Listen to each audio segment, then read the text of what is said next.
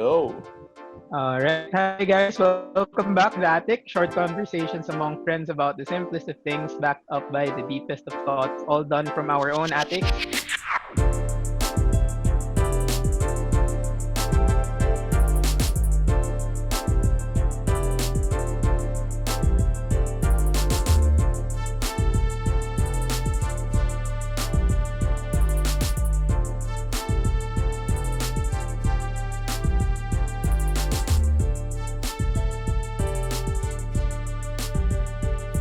So, for today's episode, meron kaming mga special guests. Special. Sobrang special Yeah. kasi special rin yung ginagawa nila. Yeah, definitely. So, special people with a special advocacy. We have with us Diane Reyes and Ricoy Padernal. So, they're doing Sana tama yung Ayuda Pang pinapoint ko. Eskwela. Oo nga eh. Hi guys. Ako ganito eh. Ganito sila. So, dito sila sa tabi ko. Okay. Hindi ko alam kung saan Ayuda sila sa ba? screen nyo. They're like my end. But yeah, hi guys. What's up? Hi. Hi. Happy Hello, everyone. Sunday.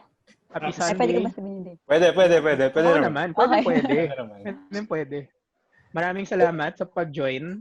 I think hindi talaga eh. Ang pinaka-important dito sa episode na to is to really open up the floor for Diane and Ricoy to share what this advocacy, this passion project is all about, for everyone to know as well what their goals are, what they aim to do. And also for us to learn more about why they did this in the first place, and how they want to expand their reach. So siguro let's start off with that first. I'll hand it off to either Ricoy or Diane to talk to us briefly lang. Kasi Actually, I gusto know ko nga you've sila been, i-challenge eh. Gusto ko nga sila i-challenge eh. Because elevator pitch. they've Ganun. been saying minute the same stuff. Okay, ito challenge ko sa inyo. In one sentence, explain Kaya. your... Ayan, sige yan. G. Alam niyo ba? Ano naman, context na yun, na-feature na sila sa GMA sa Rappler, tapos ma-feature rin sa Boys CNN, Night so Out. maririnig nyo na yan. Boys Night Boys Out. night out ayun. din, di ba? Oh. Yeah. So, in one sentence, yung challenge he said, one sentence, please describe Ayuda Pang Eskwela. Okay, so Ayuda Pang Eskwela is an online platform where students who are in need of financial support for their online schooling can meet donors who are able and are willing to share. One sentence. Wow! Grabe. Yun pa lang, credibility times 100 na eh. Wow! Mag-donate na ako agad eh. Ganda ng elevator pitch eh. Kaching. O Ricoy, ikaw, paano mo i-describe Ayuda? Go, Ricoy. So Ayuda is a GoFundMe version of schooling needs for the Philippines, where we really intend to secure financial assistance to our students and other beneficiaries. There you go. Galing. Another one. I love you. Happy, Ricoy. Happy. Yeah. Just goes to show na you guys really know what your initiative is. Yeah. Oh yeah. Yeah, Minsan kasi iba, parang ganun sila eh. Paikot-ikot pa eh.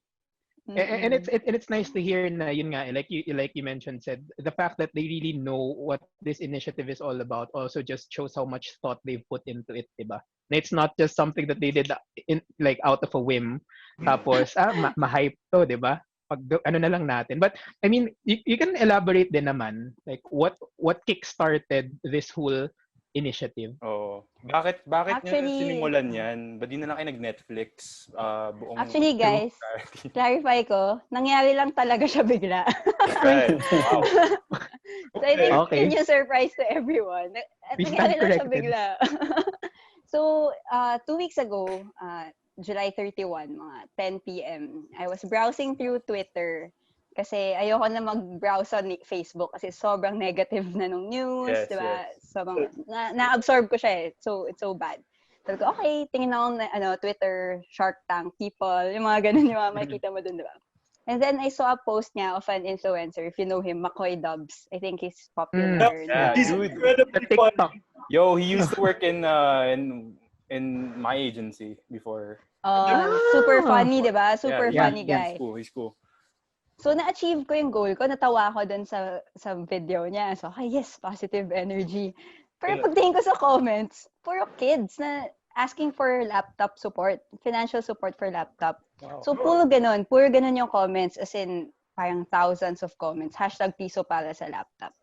So, naisip ko, ba't sila nandito? Wala bang platform where people can meet and talagang work together to help them? Kasi ako, as a donor in previous groups during the ECQ and even before, may trust issues ako, di ba? Na parang, ito, magdo-donate dito, hindi ko nga alam kung totoo to, kung legit to, di ba? So, yun yung fear of a donor kasi. So yun. So, 2 a.m., naging na bad vibes na naman ako kasi parang, shit, nag-Twitter nga ako para GV, tapos ito na naman yung na-feel ko. So, I checked online, kung sinong online. I saw another friend, his name is Luigi. Kasama siya sa team namin ni Ricoy. Chinat ko lang siya, sabi ko, Luigi, kita mo nung Twitter? Parang, ba't puro ganito? Ganyan. So, nag-search ako sa Best of the Best Manila. If meron doon, parang best way to donate to ganyan. Walang post. Nag-post din ako sa wall ko asking my friends if they know some groups that are helping kids, ganyan. Wala rin. Sabi ko, ba't gano'n? So, I slept on it. 4 hours later, when I woke up, I talked to a lawyer friend. I asked na, okay ba tong guidelines? Kasi may mga minors, ganyan. So niya, okay na yan, approved. Tapos yun na siya, August 1. Wow. in one day, we had 329 members agad. Mostly are from my network first. So sabi ko, puro donors. Wala pa estudyante nung first. Tapos eventually, naging puro donees na. And then yun na siya. Tapos in 2 weeks, we have 6,000 members and 25,000 pending members. And 1 million, di ba? 1 million so Just far like na na-raise na. Yeah, As of 2 weeks ago. It's crazy. Yeah, 2 weeks ago. As of August 13, we were able to close or fulfill 127 posts, reaching 327 students and 1.3 million pesos. Whoa. Grabe. Kailangan palakpakan yung mga ganyan. Ang galing. 2 weeks. Grabe talaga. 2 weeks eh. Pero yung interesting nga na part yan is, for both you, Diane, and you, Rico, yun nga, you both have corporate jobs. We were talking about this before that we started recording, but si Ricoy, he works from 3 p.m. to 12 a.m. on a good day, sometimes longer. So, probably, on your end, Ricoy, like, meron ka na nga ganong stressful na trabaho. Ba't ka pa sumama dito, di ba? Dagdag trabaho lang naman to for you eh. May nakatutok bang baril sa'yo nung in-invite ka? Wala naman. Yung totoo, pwede man ang isang Pwede motive naman yan. sabihin.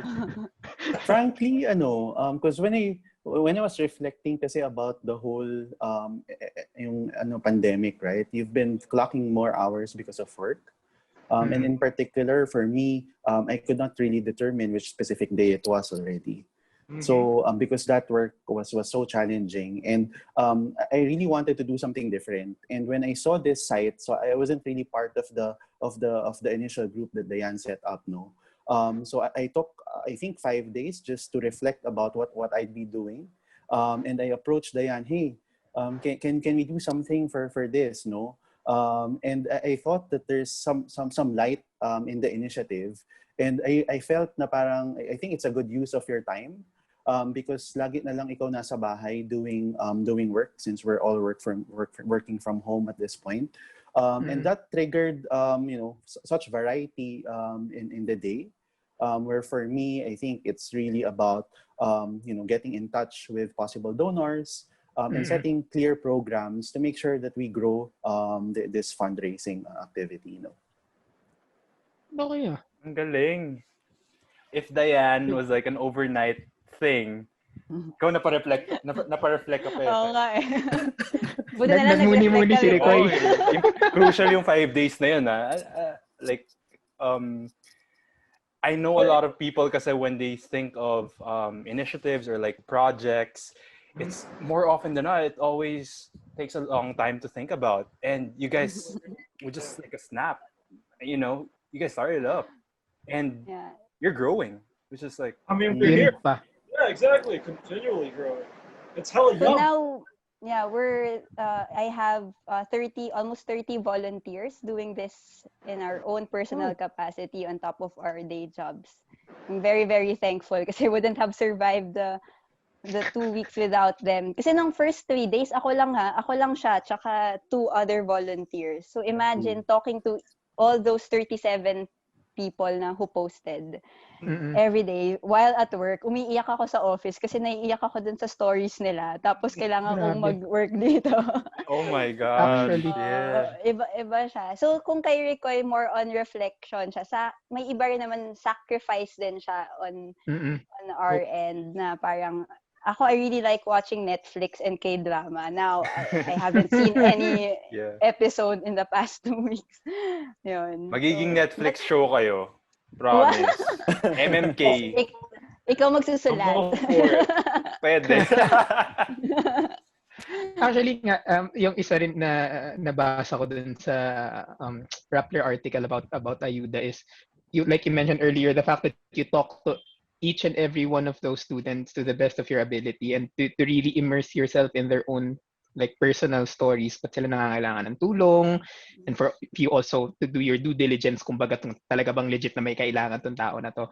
But I think the other thing that we want to know is, ano yung mga natututunan mo about us, like the Filipino society right now during these times, through the stories of the students or the parents that you talk to? Like, what were the big takeaways that you've had from those?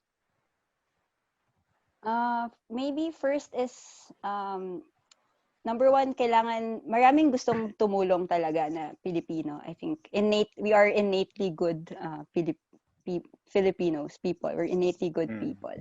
We just need a platform that we can trust and easily accessible para we can reach out and help. So, in the past, ang dami mong makita sa Facebook na nag-rant about what's happening, di ba? Parang, ano ba yan, yung tax ko, saan napupunta, ganyan. Puro ganon. Pero inisip mo, anong ginagawa ko? Anong action ko? Puro rant lang ako. So, ngayong meron ng isang gumawa, yung nudge, yung may nag-nudge sa'yo na, yung nag-spark nito. Like, it just happened that it's us, kami, ng Ayuda team. Now, everyone's helping us. Everyone's reaching out. Na how can we help? So parang natitrigger din yung, nabuhay yung goodness in each one of us. Na I can help in my own way. Even if mag-reach out to people like you who can endorse us or support our cause and tell everyone about our cause. Or someone who can link us to GCash or sa mga ibang companies. May mga kanya-kanyang effort. Kailangan lang merong mag-start talaga. Yeah. And Do it y'all just need happened. connection with GCash? Because I could like link you guys to GCash. Sure. Pero meron na rin so far. Sila na rin yung nag-help sa amin. Kasi yung problem namin now, yung max cap, sobra na yung nalabas namin money. Wow. Magandang problema yan. Okay na problema yan. Correct. Kasi private citizens lang, di ba? Hindi naman kami NGO nila, Ricoy. So wala kaming papers or something to allow us to release more cash than I do have a question. Sorry. I just want to ask if for the past 2 weeks have y'all faced any like obstacle, like technically from an institution or whatever? So far, none naman. More of the type of people. There are some people who seem na mag-take advantage ng platform. So there was one. There was one na parang he was saying he was a representative of a community of 50 people, and then yun. Pero syempre kami vigilant din, diba? And even the donors na bakit sino yan? Nagpo-post din yan sa ibang Facebook pages. So sila na mismo nagsabi nung unang yon. So pinut down namin, and then kinausap namin siya that we are removing you from this group. And then binlock na namin. And then even now, I think he's messaging some of the donors. So sinasabi nila namin to ignore. Yeah, I did and then sorry. Yeah, and the last one is the fake accounts. Sorry. Sobrang dami. Wow. Sobrang dami. As in, sabi nga namin, we've arrived. We've made it. Pag may haters ka na or may fake accounts. When you say fake accounts, are these bashers or fake members or donors?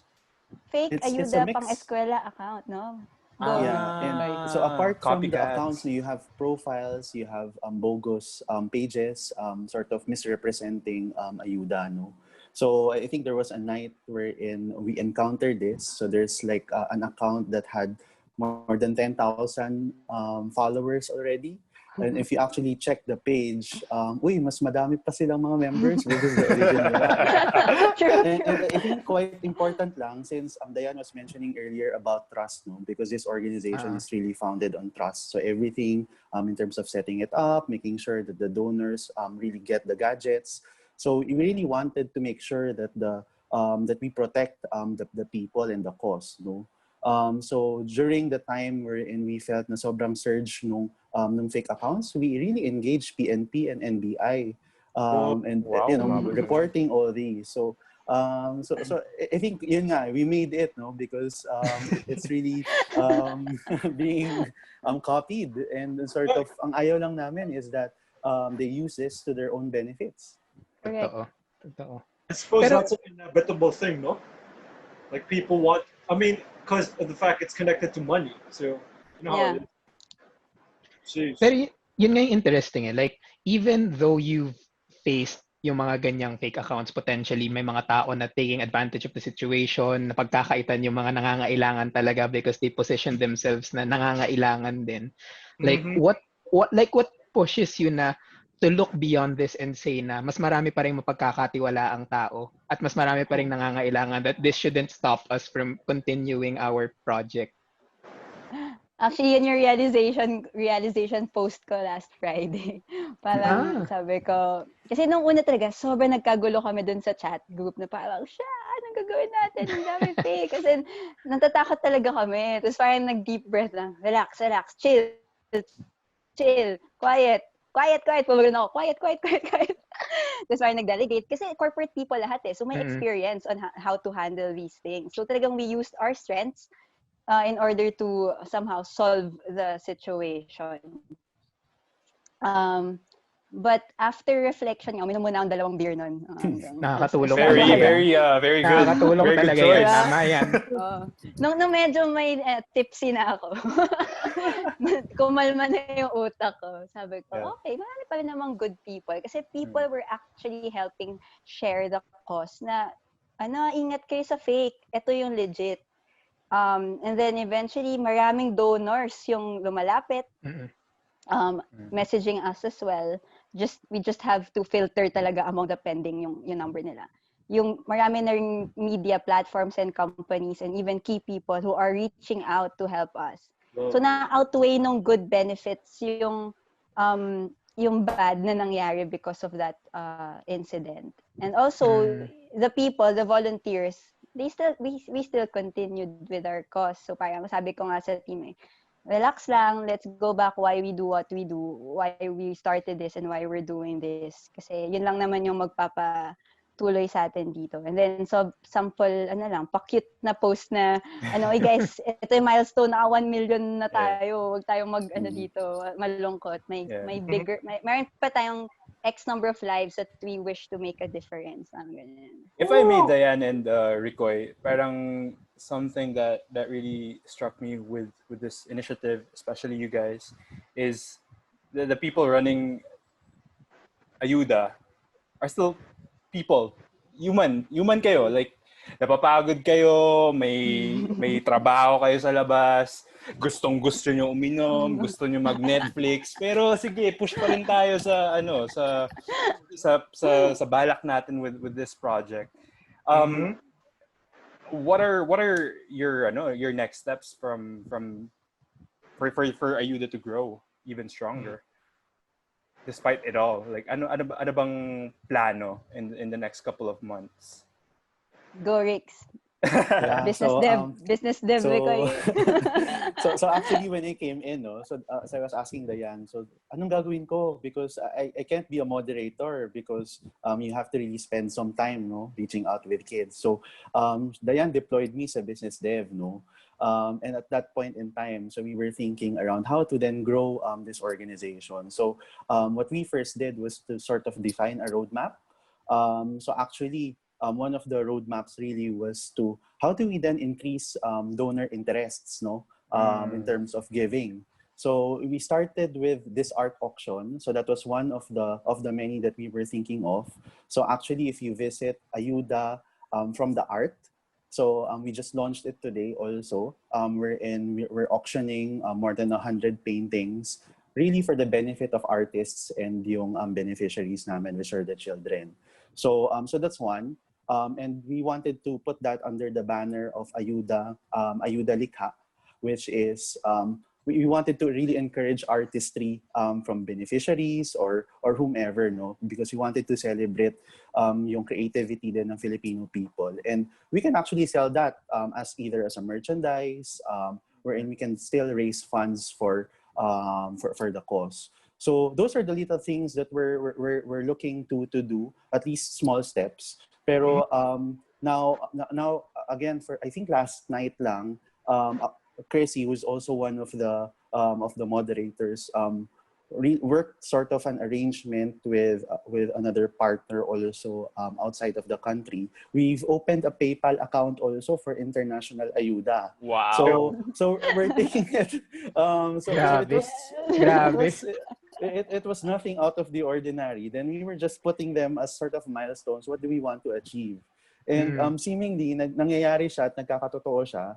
And it's really for the good cause, no? So kami, sige lang, fight lang, push lang, and we'll see what happens later on. So we're thinking lots of other business developments pa, which are still in the works. But something along those lines of selling merchandises, expanding through international donees. 2 weeks. 2 weeks. I'm just trying to reiterate. 2 weeks. To all our viewers and listeners out there, if you have any personal projects or projects to help people, these guys did it for 2 weeks, and they're growing. That's I think crazy. yung yung isang malaking advantage na na-mention ni Diane kanina is the fact that a lot of the core members have corporate background. So in the sense na yung working framework nyo, yung line of thinking nyo, pare-parehas na eh. Okay. So it makes things a lot it makes things a lot easier eh. Pero like moving away from the whole corporate structure, business dev, etc., let's go back to the human aspect, kasi I think yun yung pinaka-interested kami to understand is, so you mentioned, Diane, kanina na one of the insights you gained is marami pa rin Pilipino talaga na gustong tumulong, 'di ba? That's looking at it externally. But then internally, and this question is for both you and Ricoy then, is what's something that you learned about yourself throughout this whole time, na from the time that you started off with this project to now? What is that one big thing you learned because of Ayuda? Lalim ng question eh, no? Lalim. Gusto natin yung hindi common. Ayan, nagbago na ba tingin mo sa Facebook? Nag-Facebook ka na ba? Ricoy, mas trip mo na ba to after hours activity mo? Siguro so I think good question yun, Mar, because thinking about what I learned, no? So if you actually believe in something, there are things that you can actually do to make that dream happen, no? Or make something happen. So I think one thing that I really believed in this cause is you can really help out one way or another. And for me, I think helping out because you wanted to have that inclusion, regardless of whatever you are, what's the extent maybe of the society, no? So gusto natin aangat tayong lahat. So for me, I felt that in order for us to have like a society na kayang umahon lahat, kailangan you could actually deliver and magbibigay ka rin ng kaya mo from yourself, no? And natutunan ko dito na you can make things happen if you actually believe in the cause. And the second is, if you believe in that cause, you'd have other people sharing that same belief as well. So you can make things happen. So in just 2 weeks, right? So we've been thinking about these roadmaps. It's just out of the blue, we were crafting all these ideas. Then seeing it come to life in just a few days, it gives us a bit of comfort and a reflection that, hey, there's something good in what you're doing. And it's really benefiting not just yourself, but the whole community. Galing talaga ni Ricoy. That was a Galing brilliant talaga ni answer, Ricoy. Ricoy. Grabe talaga. Boboto Ito na kita, talaga. Ricoy. Alam mo, Ako ka naman, oh. Ask nga, may plano ba? No. But yo, Pwede sincere bang copy-paste na lang yung answer? ay hindi pwede. From the founder naman. Ano yung Sa big after Oo. your Twitter experience, like, anong na-realize Actually, mo ang with weird this? talaga. Can I just interject lang? From McCoy Dubs to Ayuda. Oo nga eh. Layo Real eh. quick. I guess like before Diane answers, inspiration really comes from it can come from anywhere, It can be a simple comedic video or it can be a boring reality. It can come from anywhere and it can spark, something in our heads or in our hearts that will really just let us go there. Go out True. there. Mhm. Anyway, Diane, go. What's your For take? me, nakaisip na ako habang nag-isip si Ricoy. Sana pumasa. Okay, two points.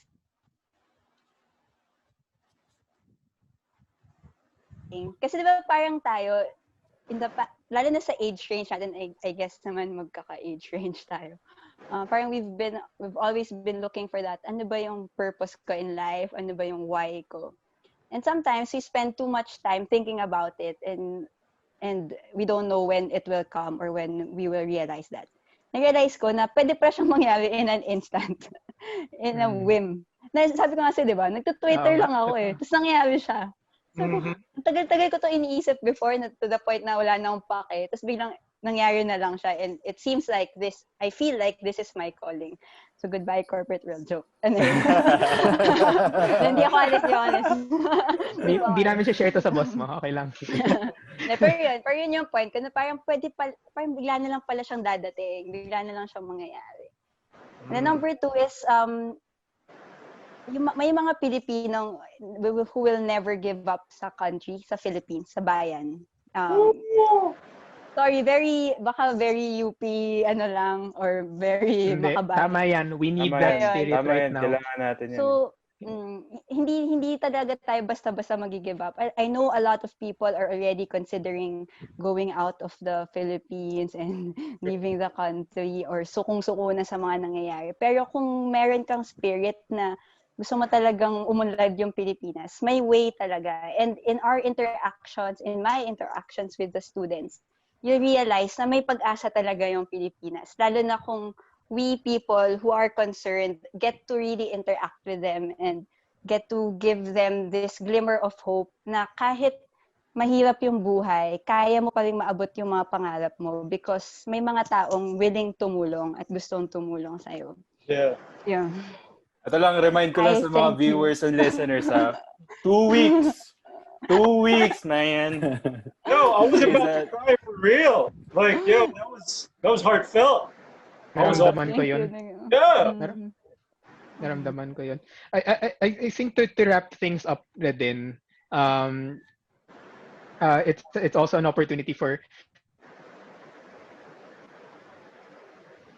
Diane and Ricoy to plug nasan yung platforms nila. Facebook, Twitter, Instagram, whatever platform you have. Para rin aware yung mga tao how they can help out with your cause. Yeah. Yes, please. Mm-mm. Ako na, Rix. Gusto mo? Yeah. Okay. Kayo. So we're inviting everyone. We really need more donors.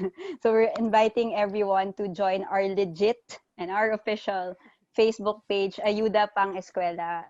May link below. Inassume ko may link. Pwede. Lalagyan namin. Lalagyan namin yan. We also made an IG account para lang to link the Ayuda donors to the official account. So it's at Ayuda Pang Eskwela. You can donate there. We'll just link you to the Facebook page. And lastly, we want to promote our new project now, Ayuda from the Art.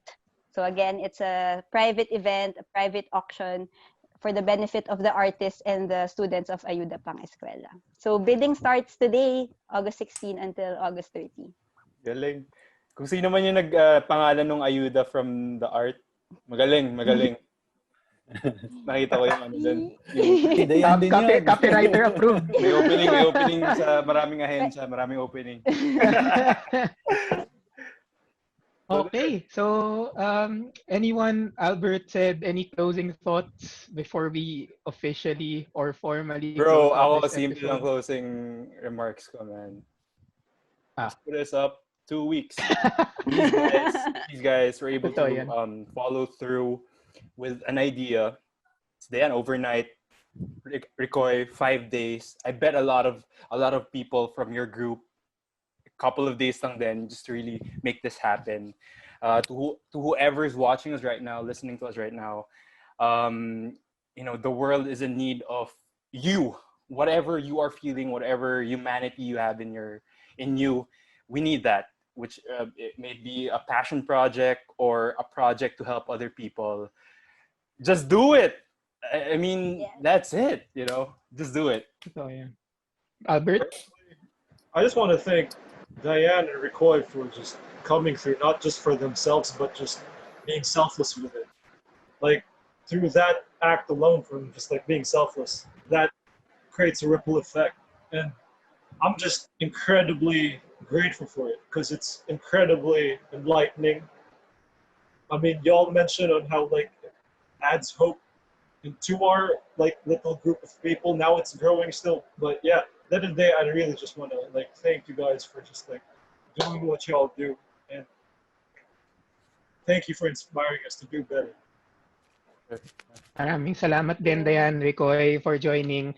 Please don't forget to share this episode. Sobrang dami namin natutunan from both Ricoy and Diane. And hopefully, it will also be a way to spread the advocacy that they're promoting.